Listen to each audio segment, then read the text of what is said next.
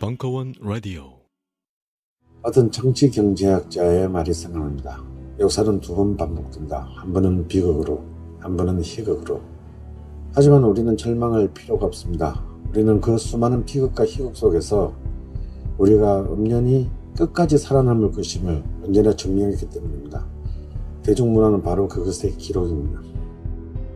강헌의 한국대중문화사 온오프라인 서점에서 만나보실 수 있습니다.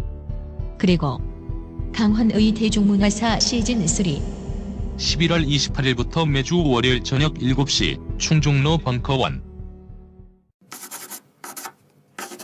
김대중, 노무현 정부 연설비서관 강원국의 대통령의 글쓰기 못다한 이야기 대방출 2부 2016년 11월 15일 강연. 질문하시죠. 우리가 모르는 김대중 대통령의 모습과 노무현 대통령과의 차이점이 궁금합니다. 정말 좋은 질문 해주시네요. 이제 김대중 도서관에서도 이걸 보고 있을 텐데 더군다나 또 여사님도 계시잖아요. 제가 큰일 날 뻔했네 정말. 노무현 대통령이 장사는 더 잘 돼요. 흥행에 좀 유리해요. 김대중 대통령만 해도 이렇게 좀 이렇게 멀게 느껴지고 또 이렇게 젊은 분들은 잘 모르시고 이제 이래서. 근데 더 결정적인 차이는 이게 업적으로 따지면요, 노무현 대통령이 사실은 게임이 안 되죠. 이룩한 업적. 그러니까 예를 들어서 복지라든가 남북관계라든가 기반 레일을 깐 건 다 김대중 대통령이 다 하셨죠. 민주주의 처음에 이제 인권 이런 문제 초기에 이제 정착시키고 이런 거 다 하셨고, 노무현 대통령께서 스스로 인정하셨죠. 나는 그 레일을 달렸을 뿐이다. 다 깔아놓은 건 김대중 대통령이 다 깔아놓으셨다. 그래서 업적을 남기셨어요. 김대중 대통령은. 그게 이제 그분의 이제 그건데, 저는 그럼에도 불구하고 왜 노무현 대통령이 많은 사람에게 더 회자되고 더 이렇게 기억 속에 이렇게 남아 있는가? 노무현 대통령은요, 업적보다는 이야기를 남겼어요. 그 이야기를 남길 수 있는 방법은요, 자기를 그냥 솔직하게 보여주는 거예요. 그리고 보다 많은 사람이 볼 수 있는 환경을 만드는 거예요. 아무나 와서 자기를 볼 수 있게. 그리고 솔직하게 보여주고. 근데 그걸 본 사람은요, 전부 뭔가를 누구에게 말을 하거나 글로 남기거나 그렇게 돼요. 그래서 노무현 대통령에 관한 뭐 책이라든가 글이라든가 이런 것들이 진짜 게임이 안 되죠. 업적이 김대중 대통령하고 게임이 안 되듯이. 그런데 이거는 김대중 대통령의 이야기가 없었을 것 같아요. 저는 훨씬 더 많은 이야기가 있었으리라고 생각해요. 근데 주변에서, 그분도 굉장히 소탈하신 분이거든요. 격이 없고 소탈한 분인데 주변에서 그렇게 꽁꽁 밖에 싸고 있어가지고 그런 걸 본 사람이 없어요. 본 사람이 없기 때문에 그분에 대한 이야기가 없고 지금 결정적으로 추억이 없는 거예요. 그래서 저는 이거는 우리가 가정에서도 가장이 업적을 쌓으려고 하지 마시고요. 자식들에게 나에 대한 이야기를 많이 남겨주는 게 그 자식한테는 더 큰 돈을 남겨주는 것보다 그 아빠에 대한, 아버지에 대한 추억과 아버지의 어떤 일화, 그 다음에 나랑 했던 경험, 이런 것들 남겨주는 게 그 아들한테는 평생 자산이고 더 돈 받은 것보다 더 오래 그 아버지를 기억하고 그러는 게 아닌가. 그러기 위해서는 자식과 시간을 같이 하고 자식한테 솔직하게 다 얘기를 하고 이런 게 이제 필요하겠죠. 최순실은 왜 자기 욕심을 채우는 것을 넘어 연설문을 고쳐주는 등의 국정에까지 관여했을까요? 그거는 저는 도와주고 싶어서 그랬다고 생각해. 왠지 안 도와주면 안 될 것 같아서. 계속 도와줬고 저쪽에서 도움을 요청했고. 그러니까 신의를 저버리지 않았다고 그랬잖아요. 신의를 저버리지 않는 건, 도와주던 걸 계속 도와주는 게 신의를 저버리지 않는 거죠. 대통령 됐다고 그거 끊어버리면 그 신의를 저버린 거죠. 계속 도와줘야죠. 근데 도움을 받는 거를 이게 법적으로나 뭐가 문제가 되는지조차 몰랐던 것 같아요.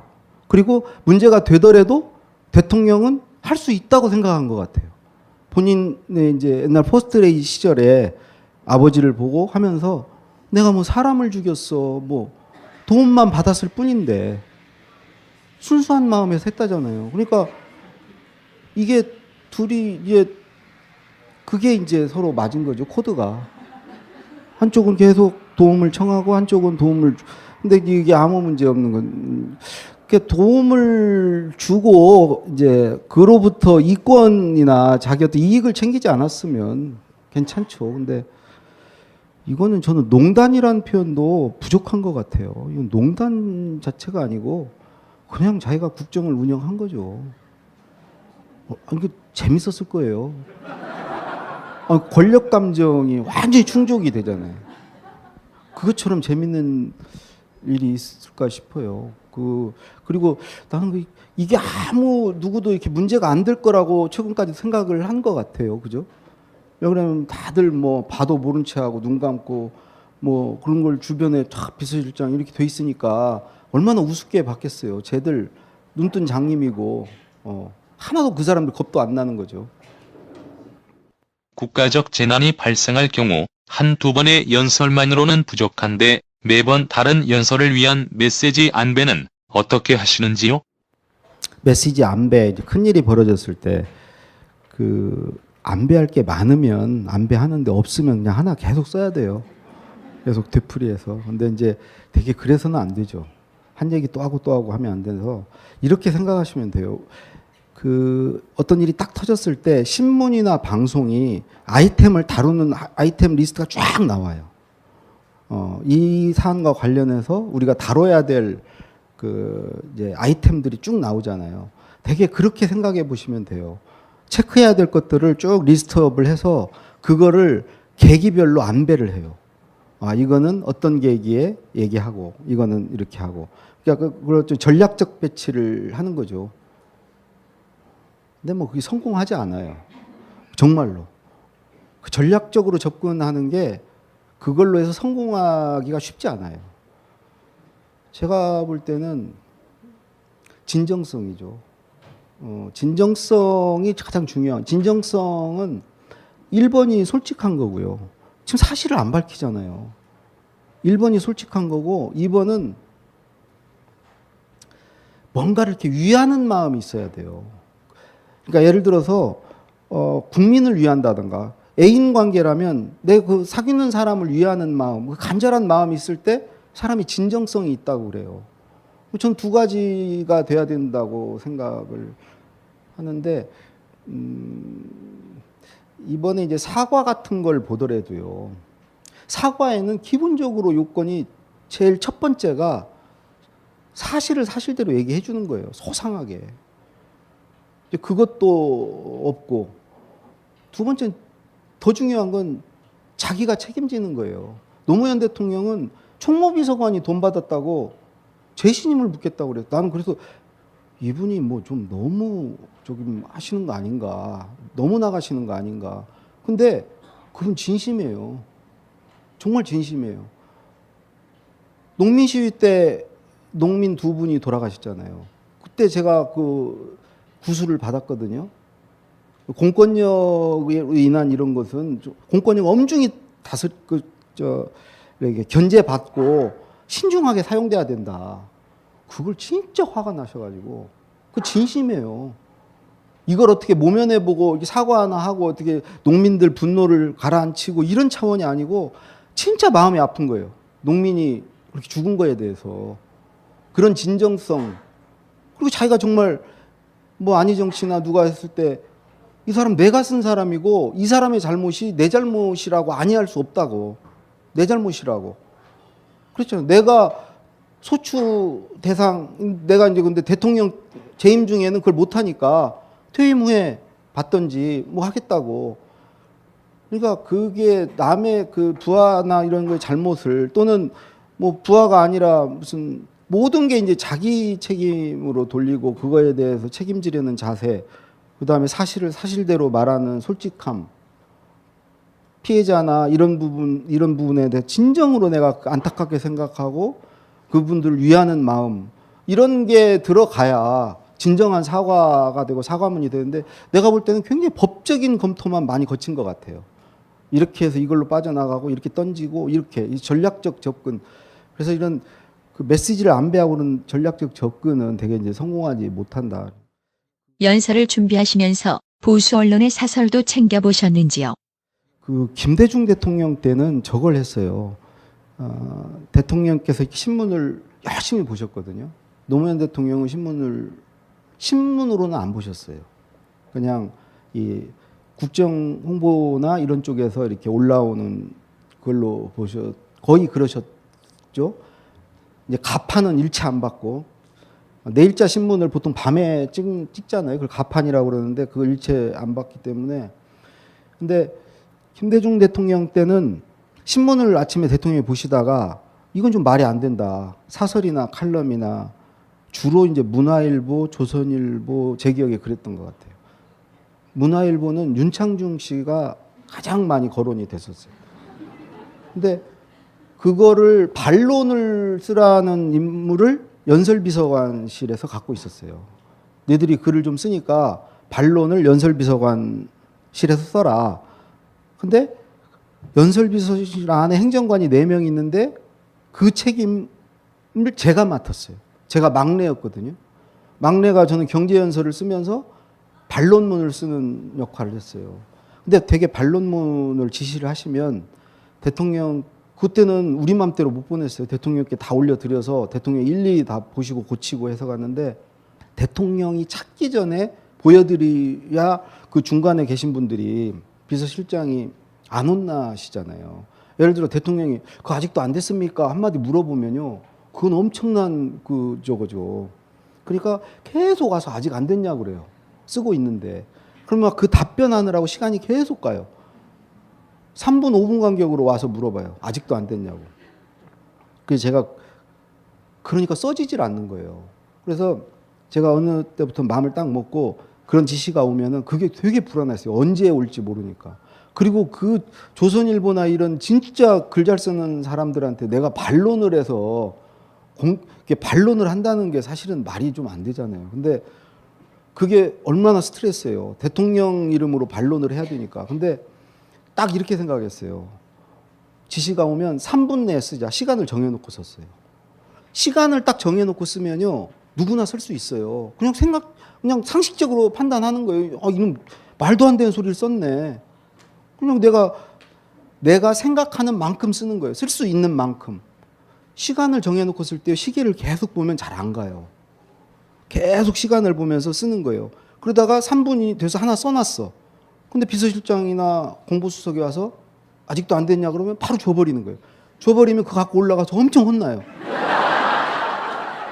왜 그러냐면 3분 만에 쓴 게 좋겠어요? 근데 시간을 짧게 줬으면 퀄리티가 떨어진 건 당연하죠. 몇 번 그랬더니 안 찾아요. 다 쓸 때까지 기다려요. 그러니까 직장에서 쓰실 때 뭐 지시가 오면 얼른 하나 쓰세요. 안 됐냐 그러면 줘버리세요. 시간과 퀄리티와 비용, 이 3자는 서로 상관관계예요. 빨리 쓰려면 비용을 들이거나 퀄리티를 양보해야 돼요. 퀄리티도 높이고 빨리 쓰고 뭐 돈도 들이지 말고 이런 건 불가능해요. 그 노무현 대통령 때는 조중동 칼럼이나 사설을 본 적이 없어요. 거의. 별로 볼 필요가 없었어요. 그리고 반론 하는 게 국정홍보 쪽 이제 공보수석실로 넘어가서 저희가 그 일을 안 했기 때문에 그렇습니다. 정치에 대한 이야기를 하면 괜한 꼬리표가 붙는다는 두려움에 망설이게 됩니다. 이를 극복할 수 있는 방법이 있을까요? 우리 편인가 봐요. 그동안 참 힘드셨겠네요.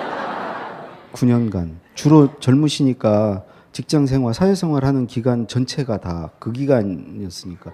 근데 앞으로 편하게 말씀해도 되는 세상이 올 것 같아요. 네. 혹시 안 와도요. 말하는 용기를 가져야 돼요. 김대중 대통령이 그랬잖아요. 벼랑박에 대고 욕이라도 하라고. 인터넷에 댓글이라도 달라고. 그거 쓰고 말하라는 거예요. 정말 저는 그 말이 맞는 말씀 같아요. 출력을 안 해요, 사람들이. 벼랑박에 대고 욕이라도 하세요. 익명으로 댓글이라도 다세요. 재능 외적으로 글쓰기 실력을 갈고 닦을 수 있는 팁이 있다면 듣고 싶습니다. 많은 사람들이 재능이 중요하다는 얘기 한 사람도 많아요. 근데 제가 볼 때 노무현 대통령이나 두 분을 볼 때요. 노력이에요. 정말 성실하게 그 성의와 성실, 그 다음에 어떤 열의, 그러니까 뭔가 간절하게 자기가 하고 싶은 말이 있어요. 국민들께. 간절하게 하고 싶은 말이 자기 안에 있고 그게 막 끌어 넘치는데 그 말을 어떻게든지 잘 전달하고 싶은 간절한 또 마음이 있어요. 그런 마음만 있으면요. 누구나 글 잘 쓸 수 있어요. 그리고 그렇게 글 쓰고 말하는 사람이 좀 떠듬떠듬해도요. 다 알아요. 듣는 사람은. 아, 저 사람이 진짜 뭔 얘기를 하고 싶고 그 얘기를 나한테 잘 전달하려고 하는구나. 그 마음이 전해지고 그러면요. 그게 저는 최고로 잘 쓰는 글이고 말을 잘하는 사람이라고 생각해요. 저는 이렇게 말을 좀 잘하잖아요. 근데 저 정말 5사람 앞에 가면 말을 못했어요. 이게 대인공포증이 있어서 그 회사 다닐 때는 그 조별 토론 이런 걸 제일 무서워했어요. 꼭 토론을 끝나면 누군가 발표를 해야 되잖아요. 그래서 저는 항상 서기를 자원을 해서 서기는 발표를 면해줘요. 조장이 안 해도 돼요. 제가 사실은 어디 진급 승진이 됐는데 승진자 교육 프로그램 안에 3분 스피치가 있는 거예요. 그래서 거기 교육을 계속 못 들어갔어요. 무서워서. 대학교 졸업할 때 형식적으로 그냥 대학 졸업 논문 발표가 있었는데 그 용기가 안 나서요. 우리 그 삼촌네 집에 있던 양주를 팩으로 이런 한 병을 제가 다 모아서 쉬는 시간에 저 발표 직전 수업 시작하기 직전 쉬는 시간에 화장실 가서 이걸 원샷을 하고 간신히 졸업했어요. 근데 이거를 계속 남의 말을 쓰고 사니까 저보고 과묵하고 아주 스피치라이터로서 스피치라이터는 고스트라이터여야 돼요. 없는 사람 해야 돼요. 내 말을 하는 게 아니잖아요. 남의 말을 뒤에 숨어서 하는 거고 그런데 저보고 너무 쟤는 과묵하고 자격을 갖췄다고 다들 그랬어요. 근데 그게 딱 맞았어요, 저한테. 말을 안 해도 되니까. 근데 그 노무현 대통령이 오셔가지고 완전히 이제 난관에 부딪힌 거죠. 취임을 하셨는데 5월 달에 제가 여의도 이남장에서 설렁탕을 먹고 있는데 부속실에 전화가 왔어요. 점심을 먹고 있는데 부속실에서 대통령 지시입니다. 다음 주 대통령 주재 수석 보좌관 회의에서 8.15 광복절 경축사를 어떻게 작성할지 연설비서실에서 발표를 하랍니다. 제가요 숟가락을 놨어요. 아, 떠날 때가 됐구나. 정말 오래 버텼다. 그동안 참 아니 정말 그런 거 갖고 내가 컴플렉스가 있었거든요. 근데 사람이 다 내려놓으니까요. 이런 생각이 드는 거예요. 뭐 어차피 내가 한번 이 사람들 발표하고 망신을 당해도 길에서 만날 사람들도 아니고 대통령 어디 길에서 만나겠어요? 장관들 뭐 만날 일 없잖아요. 그냥 발표 한번 하고 망신 당하고 나갈까? 생각이 드는 거예요. 그 언뜻 그런 생각이 들더라고요. 그래서 쓰는 건 잘하니까 그 발표 문안을 다 썼어요. 그래서 외우고 그걸 몇 번을 했어요. 집에 갔다 왔다 갔다 할 때도 계속 혼자 외우고 완벽하게 외워서 그날 가서 대통령 계시고 쫙 이렇게 앉아 있는데 국무회의장에서 발표를 했어요. 천정을 쳐다보고 사람을 안 보고 한 군데를 쳐다보고 계속 외운 거를 계속 얘기를 했어요. 여러분도 그거 좀 상상을 해보세요. 뭔가 이상해 보여 사람이. 근데 내 느낌이 분위기가 숙연해. 다들 아, 제가 뭔가 좀 문제가 있구나. 쟤는 글만 쓰고 제가 이제 뭔가 좀 문제가, 정신적으로 좀 문제가 있구나. 딱 끝났는데 조용한 거예요. 제가 발제를 하고 토론을 해야 되거든요. 대통령이 좀 잠깐 멈칫하다가 질문들 있으면 하시죠 그러는 거예요. 근데 아무도 질문을 안 해요. 저를 빨리 저기서 내려오게 하는 게 저러다 쟤 쓰러지겠다. 그래서 아무도 질문을 안 했어요. 사람은요 정말 간절한 마음이 있으면 통해요. 다 도와주는 사람이 나와요. 그래서 그분들이 질문을 안 해서 대통령이 수고했습니다. 자리로 가세요. 그래가지고 가서 앉았는데 그 딱 한 번의 시도가 그 병을 싹 낫게 했어요. 대통령 앞에서 한번 발표를 하니까요. 어지간한 사람 앞에서는 웬만큼 되는 거예요. 근데 반드시 외워서 했어요.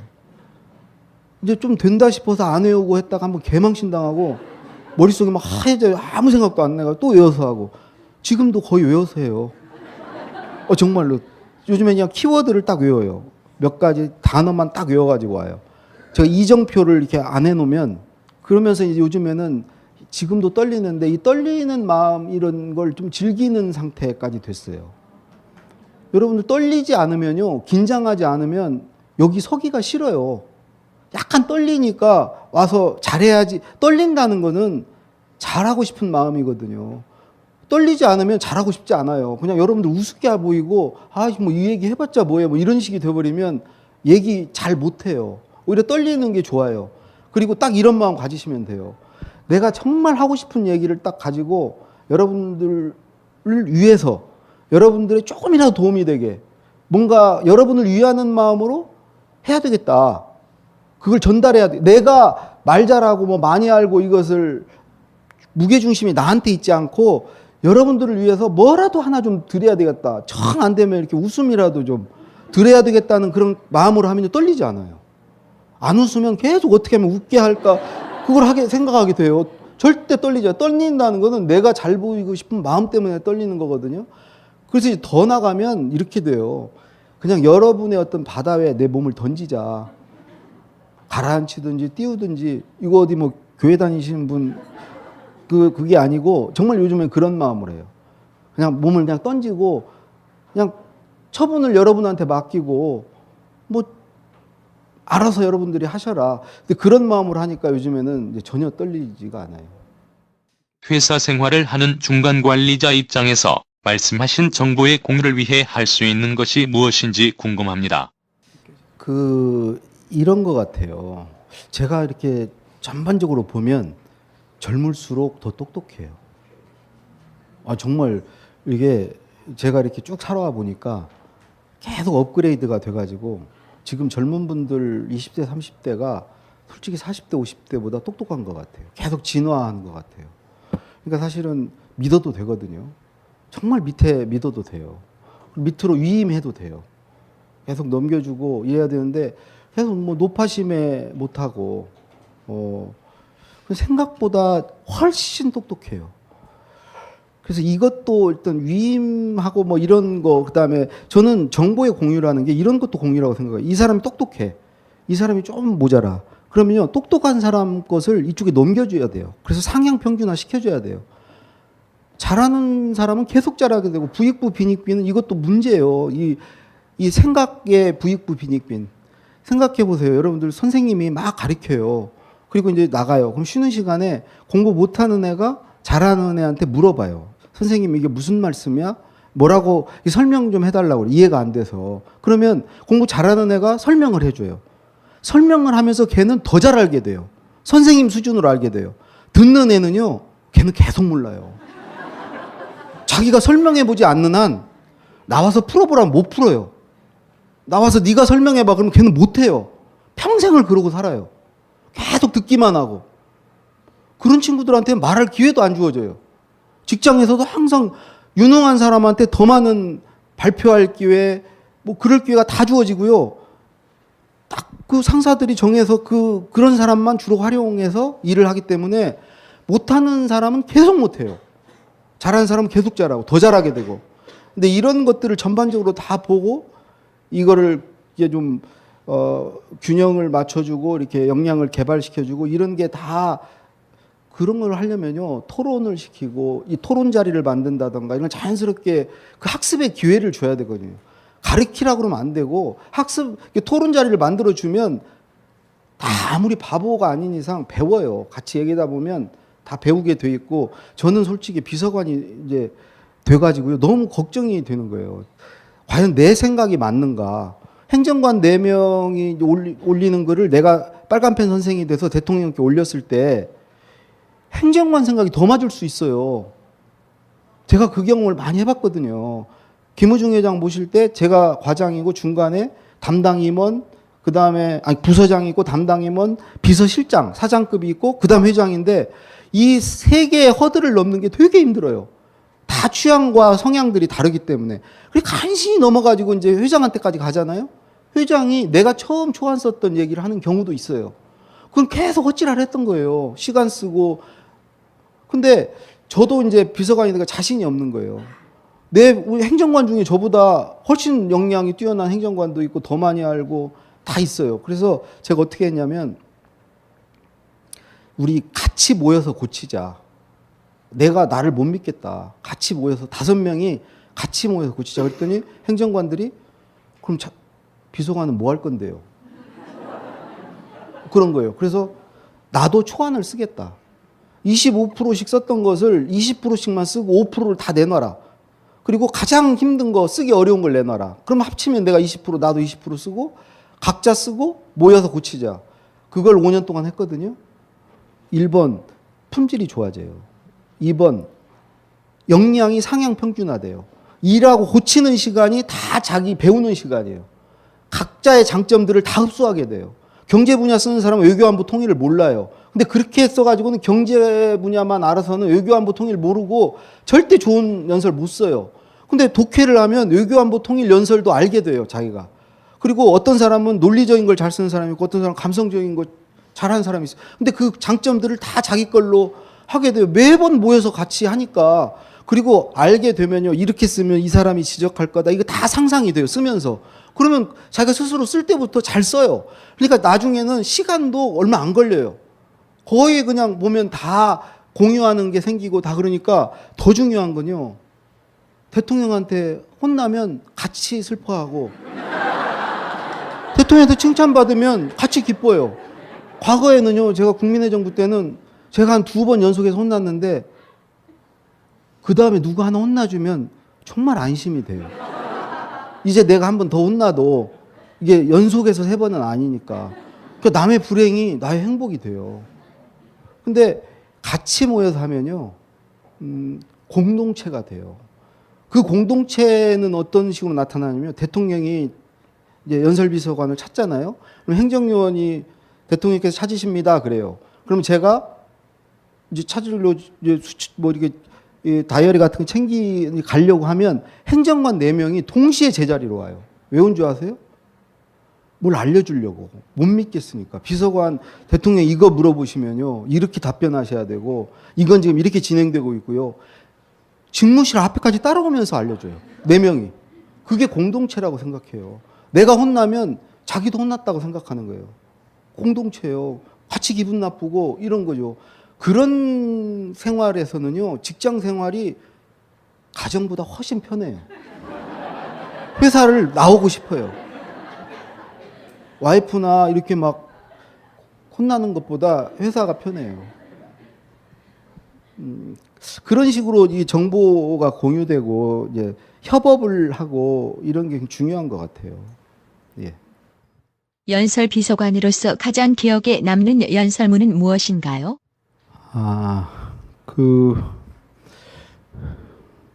아무래도 많이 혼났던 연설이 기억에 남고요. 그러니까 김대중 대통령 때는 이제 만델라 대통령 왔을 때 썼던 연설을 대통령이 이 초안이 너무 좋다. 영어 번역을 잘해라. 그거 한 번 있었고 군산 자유무역지구 기공식 연설에서 서해안 시대라는 표현이 너무 좋다. 시야가 아주 넓다. 근데 그것도요. 그 당시에는 대통령이 직접 칭찬하지 않았어요. 한 2, 3일 지나서 이렇게 바람결에 들려왔어요. 이게 건너가지고 그러니까 더 이렇게 감격해요. 대통령이 이랬다더라. 그렇게 들려와요. 노무현 대통령 때는 칭찬은 한 번도 정말 못 받았고요. 혼난 거는 몇 번 이제 심하게 혼난 경우가 많이 있는데, 그거 너무 지금 생각해도 이렇게 가슴이 떨려가지고 당장 그만두라고. 자네 지금 사보타지 하냐고. 하기 싫으면 그만 말을 하라고. 근데 정말 하기 싫은데 그렇다고 말할 수 없잖아요. 제일 힘들었던 거는 그 마지막 마지막 5년 차에 이명박 대통령이 이제 당선자가 되고 정부 조직 개편안을 그쪽에 내놨어요. 근데 조직 개편안이 정말 마음에 안 드셨어. 거기는 작은 정부를 추구하잖아요. 보수는. 그래서 규제도 좀 줄이고 작은 정부 쪽으로 가는데 진보는 큰 정부를 해서 복지도 하고 필요한 규제는 하고 이런 이제 입장이니까 그래서 그거에 대한 반론으로서 이제 그 연설문 나중에 보시면요. 처음부터 끝까지 질문만 해요. 이렇게 해도 이렇게 괜찮습니까? 근데 저한테 전화로 구술을 해주셨어요. 대통령이 몇 말씀 안 하셨어요. 그냥 간략하게 하라고. 그 정말 간략하게 했어요. 근데 대통령께서 그걸 받아보시고 한 15분 동안 욕을 하셨다고 그래요. 거의 5년 동안 쌓였던 불만을 집약해가지고 부속실 직원한테 한 거를 거기서 녹음을 다 해가지고 저한테 보내줬어요.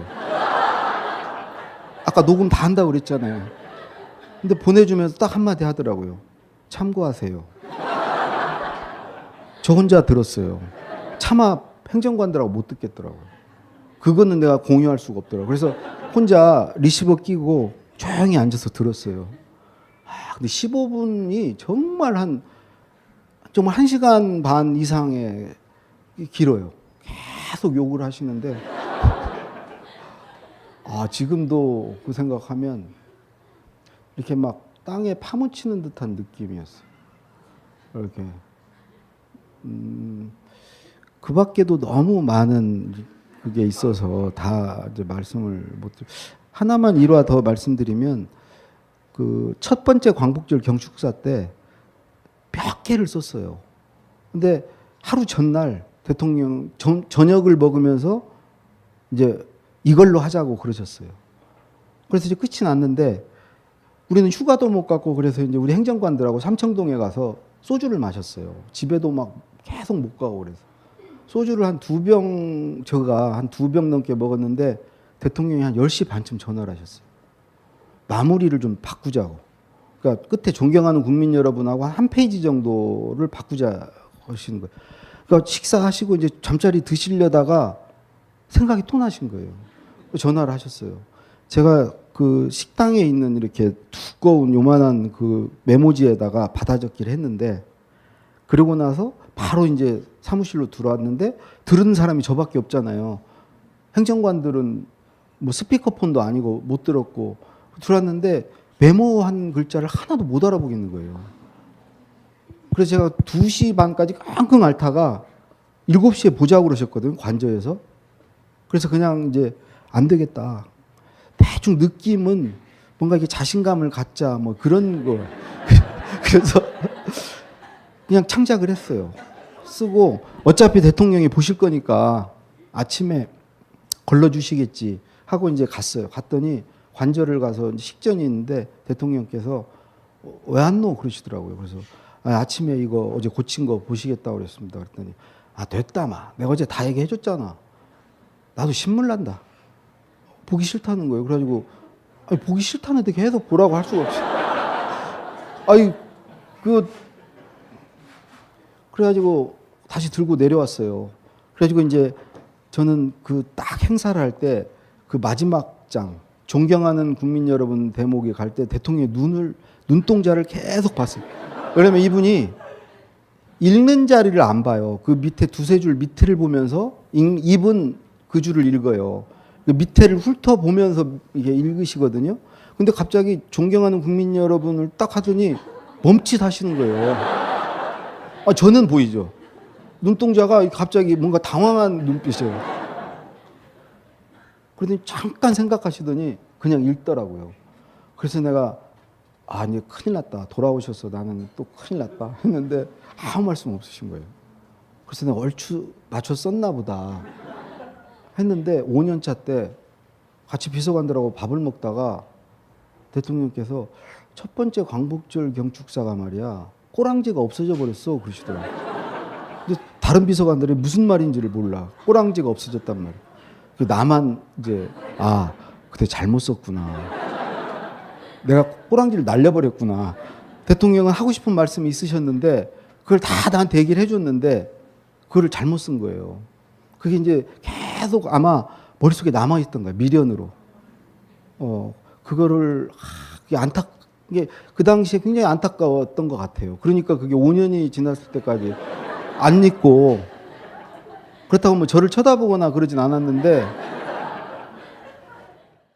안녕하세요. 컴스테이션 대표 이경식입니다. 컴퓨터라고는 전원 버튼밖에 모르는 딴지스가 있다면 저희 컴스테이션으로 오셨으면 좋겠습니다. 오지랖 넓은 옆집 아저씨처럼 친절하고 상냥하게 컴맹으로서의 탈출을 도와드리겠습니다.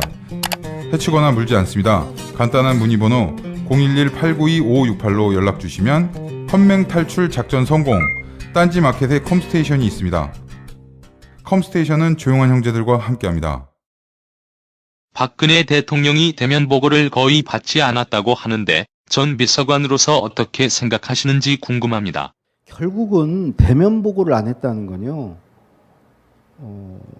자기를 드러내기 싫어서, 그러니까 정체가 탄로나기 싫어서 자신 없음의 표현이죠. 대면 보고를 하려면요, 알아야 돼요. 근데 수준이 어느 걸 그러니까 알게 되는, 난 기본적으로 그것 때문에 안 했다고 생각해요. 뭐 시간이 없어서도 아니고, 그 자기를 드러내, 그만큼 자기의 자신이 없었던 것 같고, 그런 사람이 꼭 기웃거리고 남의 것을 이렇게 막 어디서 찾는 거죠. 여러분들 글 쓸 때 막 인터넷 뒤지고 막 그것부터 하는 사람과 가만히 생각해 보는 사람은 천지차예요. 내 안에 뭐가 있다고 믿고, 자신을 믿고, 그걸 찾아보려고 하는 사람은 찾아져요.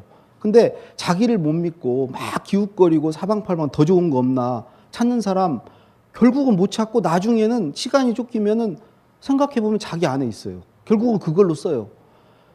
그래서 지금 그 대면 보고 않고 그러는 것도 이제 그런 문제가 아니었나 싶어요. 그럼 결국 리더의 자질과 자격의 문제인 것 같아요. 노무현 대통령 말씀대로 조금씩 깨어나고 있는 시민들이 지금 이 시점에서 어떤 글을 써나가야 할까요? 민주주의 최후부로는 깨어있는 시민의 조직된 힘이다.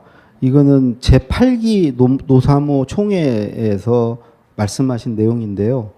그 영상 메시지를 보내셨어요. 근데 초안을 썼는데 초안을 대통령이 완전히 무시를 하시고 직접 하시더라고요. 시작이 제가 가고 싶습니다. 근데 참모들이 못 가게 합니다.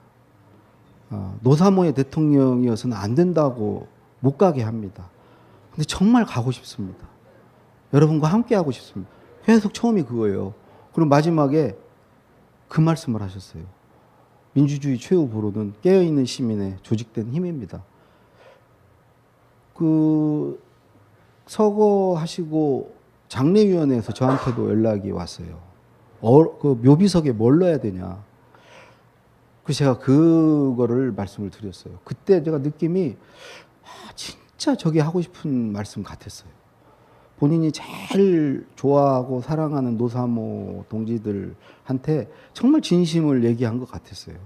의례적인 말이 절대 아니었고, 평소에도 그 깨어있는 시민이 이런 얘기 하셨어요. 인과관계를 따질 줄 아는 시민. 시민은 인과관계를 따질 줄 알아야 된다. 정책이라든가 정부의 어떤 뭐에 대해서 그게 나와 어떤 관계를 갖는지, 나의 이거의 판단에 따라서 투표도 하고 지지도 하고 뭐 이렇게 해야 된다는 거예요. 근데 그걸 안 따지고, 인과관계를 안 따지고, 어느 지역이니까, 어느 당이니까, 이러면 시민 자격이 없다고 항상 그러시면서 깨어있는 시민이 돼야 된다. 그래도 깨어있는 시민만이어서는 안 되고 사람이 깨게 되면 사람을 규합한대요. 그리고 행동하게 된대요. 그래서 조직하고 이게 이제 조직된 힘이 됐을 때 비로소 이제 실체적 이제 힘이 된다고 말씀을 하셨는데 노무현 대통령 임기 동안 언론에게 정말 많이 시달렸던 것으로 기억하는데 그때 심정은 어떠셨는지 그리고 현재의 언론은 어떻게 보시는지요?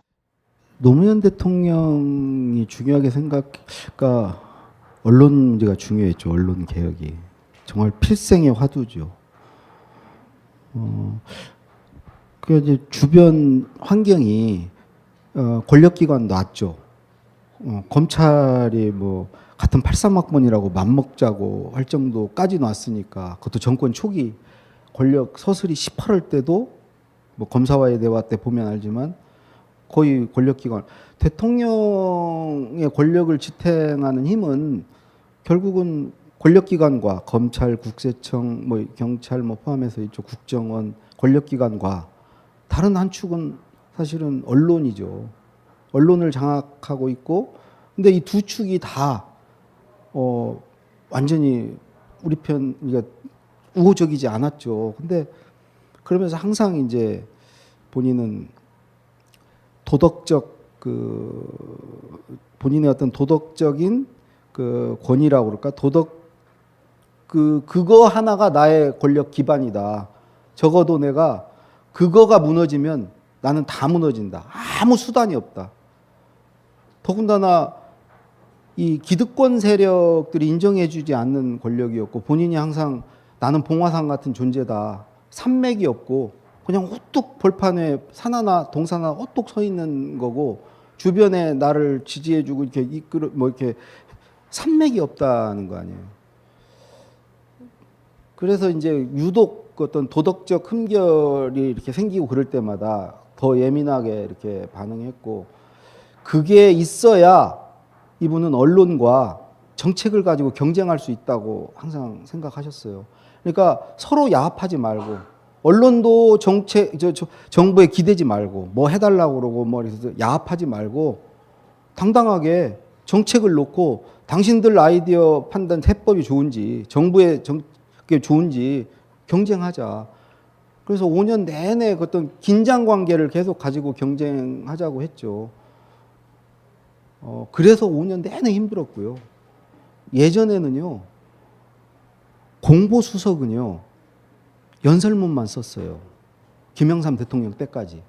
그러면 공보위를 누가 했냐? 정무수석이었어요. 왜 정무수석이었냐? 그 사람이 다 뭘 갖고 있잖아요.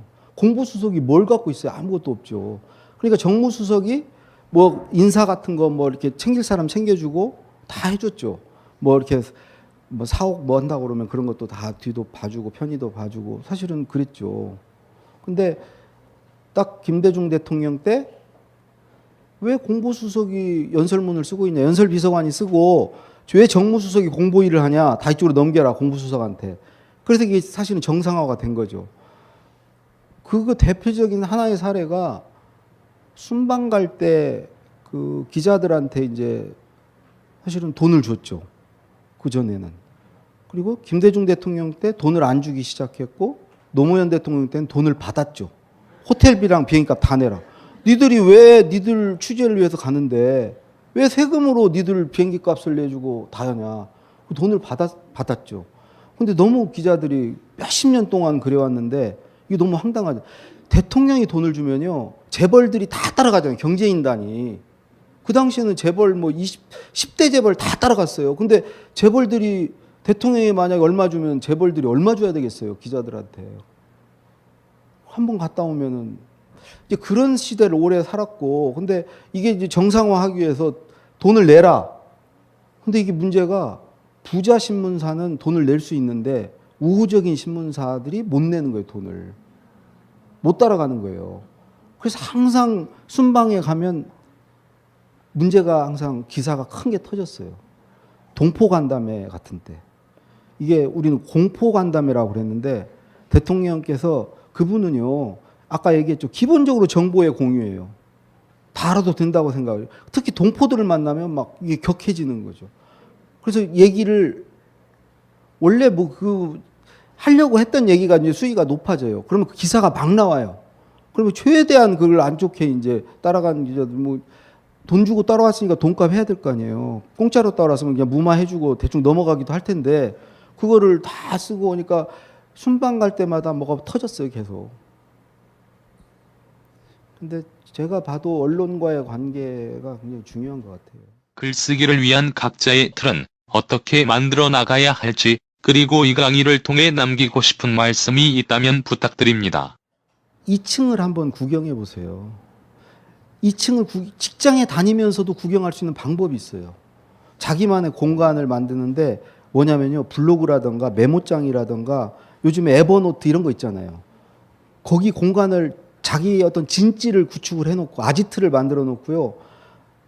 뭐 읽은 걸 거기다 다 쓰세요. 쓴 거는 누구한테인가 말해보세요. 또 들은 것도 갖다 쓰시고 쓰기 위해서 읽으시고 거기를 들락달락 하면서 계속 그런 삶을 살면요.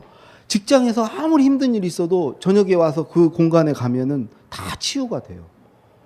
그리고 그 공간이 있는 한 직장에서 아무리 불행해도요. 한 70% 불행하고 30% 행복한 공간이 있어요. 근데 그 공간이 없는 사람은 직장에서 불행하면 100% 불행해요. 반드시 그 자기만의 어떤 공간을, 공책도 괜찮아요. 자기를 들여다보고 자기 생각을 쌀 수 있는 그런 걸 꼭 만드시라는 말씀을 드리고 싶어요. 예. 말하기만큼 중요한 듣기에 대한 작가님의 생각이 궁금합니다. 우리나라가 듣지를 않아요, 잘. 남이 말하면 뭔 생각이 나잖아요. 그럼 끊어요. 나 잊어버리기 전에 말해야 되겠다는 거죠. 근데요, 그럼 진짜 손해예요. 자기만 일방적으로 하고 안 들으면 그 듣는 사람이 내 거 다 가져가고요. 저쪽 건 내 쪽으로 이전이 안 돼요. 그래서 정말 경청하는 게 정말 필요한 것 같아요. 남의 걸 좀 뽑아오는 게 필요하고요. 직장에서 경청을 해주면요. 직원들이 자기가 막 주인으로 착각해요. 내 말을 들어주면 자기가 막 신이 나가지고 들어만 잘 줘도 직원들이 열심히 일을 하거든요. 그러니까 이제 듣는 것도 대단히 중요하다. 네. 노무현 전 대통령이 만약 살아계신다면 현 시국에 대해 국민들에게 어떤 말씀을 해주실지 잠시 빙의해서 말씀해 주시면 좋겠습니다. 잘 될 겁니다. 그렇게 그런 거 아닙니다. 다 결국은 잘 될 겁니다. 이 정도 얘기하셨을 것 같아요.